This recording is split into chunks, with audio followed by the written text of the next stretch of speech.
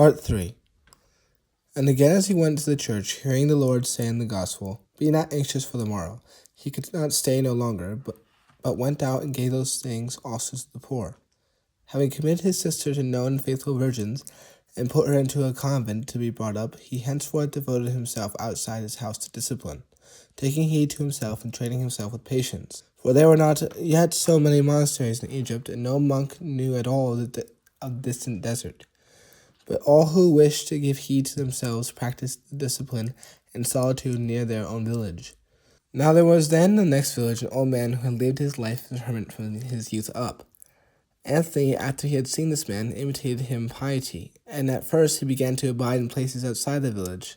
Then if he heard of a good man anywhere, like the prudent bee, he went forth and sought him, nor turned back to his own palace until he had seen him, and he returned, having got from the good man, as it were, supplies from his journey and a way of virtue.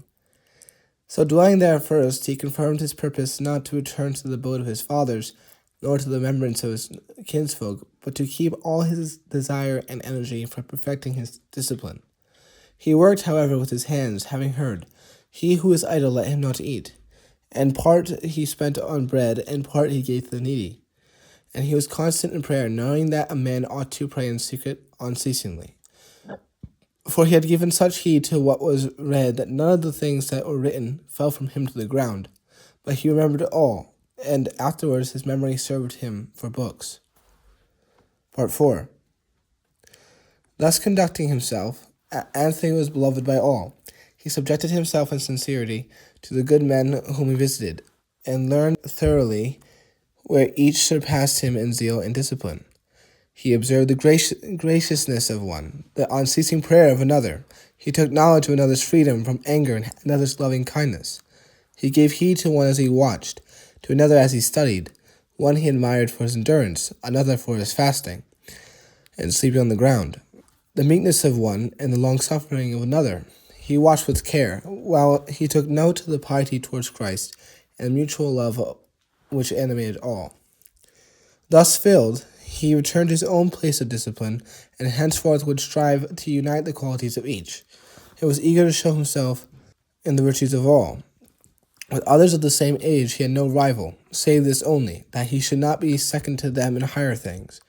And this he did so as to hurt the feelings of nobody, but made them rejoice over him, so that all of that village and the good men whose intimacy he was, when they saw that he was a man of this sort, used to call him God-beloved. And some welcomed him as his son, others as their brother. Hello everybody, this is Father John Summers, the headmaster of the St. John of Damascus Orthodox Educational Initiative, greeting you on the feast of St. Anthony the Great.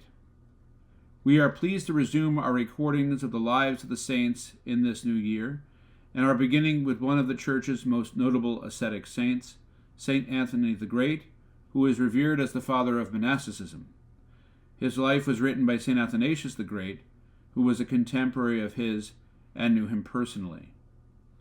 As St. John Climacus says,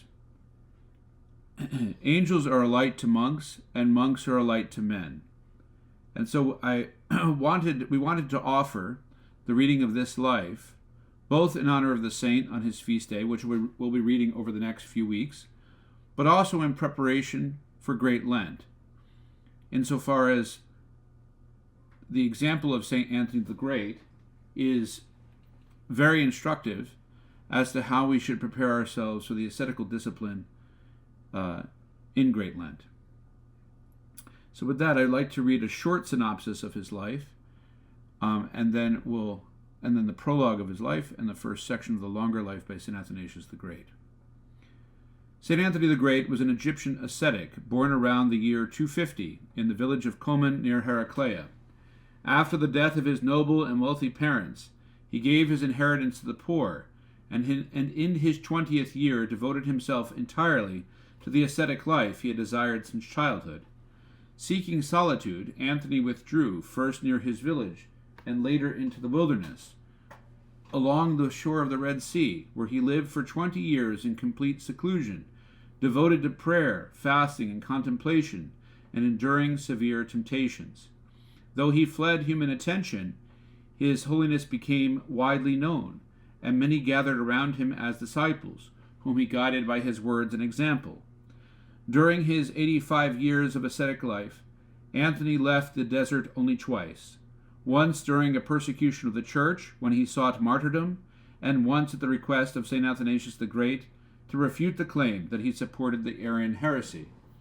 Though not formally educated, Anthony possessed deep spiritual wisdom and was sought out even by the most learned men of his time. Anthony reposed in the Lord in the year 356 at the age of 105, leaving behind a vast spiritual legacy and an enduring example of holiness. What follows is the fuller account of his life, written by his close friend and defender of the faith, St. Athanasius the Great.